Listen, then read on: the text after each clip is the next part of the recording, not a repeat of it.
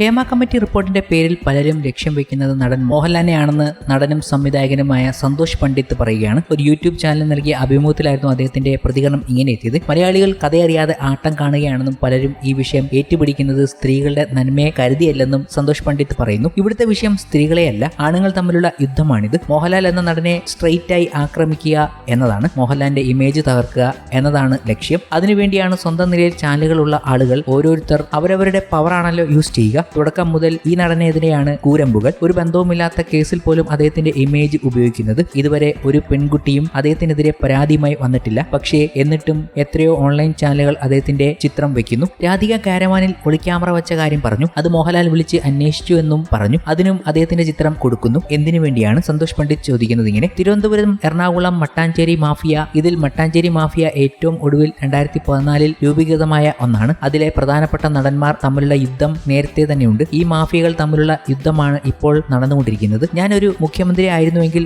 Report പൂർണ്ണമായും പുറത്തുവിട്ടേനെ. പിറ്റേ ദിവസം അത് നിയമസഭയിൽ വായിക്കണം. ആ റിപ്പോർട്ടിൽ പുറത്തു കാണാത്ത വിഷയങ്ങൾ ഇനിയുമുണ്ട്. അപ്പോൾ അങ്ങനെയല്ലേ ചെയ്യേണ്ടത്? മലയാളത്തിലെ 2 പ്രധാന സിനിമാ സംഘടനകളെ കയ്യിലാക്കാൻ 3 മാഫിയകൾ ശ്രമം നടത്തുന്നുണ്ട്. അവരിങ്ങനെ അവസരം കാത്തു നിൽപ്പാണ് എങ്ങനെയെങ്കിലും അതൊന്ന് ഹൈജാക്ക് ചെയ്ത് എടുക്കാൻ. അപ്പോഴാണ് ഈ സംഭവം ഉണ്ടാകുന്നത്. പക്ഷേ ഒരു രാധിക പറഞ്ഞ കാരവാൻ വിഷയം അവരുടെ ഒന്നും അജണ്ടയിലേ ഇല്ല. തുടർച്ചയായി ഒരു മാഫിയയിലെ ആളുകൾ മറ്റൊരു മാഫിയയിലെ ആളുകൾക്കെതിരെയാണ് ആരോപണം ഉന്നയിച്ചുകൊണ്ടിരിക്കുന്നത് എന്നും അദ്ദേഹം പറയുന്നുണ്ട്. എന്തായാലും മോഹൻലാലിന്റെ ആരാധകർ പോലും ഇത് മനസ്സിലാക്കിക്കൊണ്ടാണ് അദ്ദേഹത്തിന് പോസിറ്റീവായ വാക്കുകളുമായി സോഷ്യൽ മീഡിയയിൽ എത്തുന്നതും. അതൊക്കെ കഴിഞ്ഞ ദിവസങ്ങളിൽ നമ്മൾ കാണുകയും ചെയ്തിരുന്നു. പ്രമുഖരായ പല വ്യക്തികളും ഇത് തന്നെയാണ് ഇപ്പോൾ മനസ്സിലാക്കിക്കൊണ്ടിരിക്കുന്നത്. എന്നാൽ ഈ മുറിവേൽപ്പിച്ചവരും മുറിവ് കൊടുത്തവരും ഒക്കെ അവരെ TRPക്ക് വേണ്ടി ഉപയോഗിക്കുന്നത് മോഹൻലാലിനെ തന്നെയാണ് എന്നതാണ് കഴിഞ്ഞ ദിവസങ്ങളിൽ നമ്മൾ കണ്ടതും. വാർത്താമാധ്യമങ്ങൾ മോഹൻലാലിനെ കീറി മുറിച്ചപ്പോൾ പിന്നീട് വന്നത് മോഹൻലാലിനെ വെച്ചുള്ള ഓണപരിപാടികളാണ്. കൂടാതെ TV മാധ്യമങ്ങൾ മാത്രമല്ല, പത്രമാധ്യമങ്ങൾ പോലും മോഹൻലാലിന്റെ പുറകെയാണ് സഞ്ചരിക്കുന്നത് എന്നുകൂടി കാണുമ്പോൾ മലയാളികൾക്ക് മനസ്സിലായി എന്തിനുള്ള പുറപ്പാടായിരുന്നു ഇതിനൊക്കെ എന്ന്. അത് ചൂണ്ടിക്കാണിച്ച് പ്രേക്ഷകരും എത്തിയിരുന്നു. ചുറ്റുനിന്നും മുറിവേൽപ്പിച്ചവർക്കും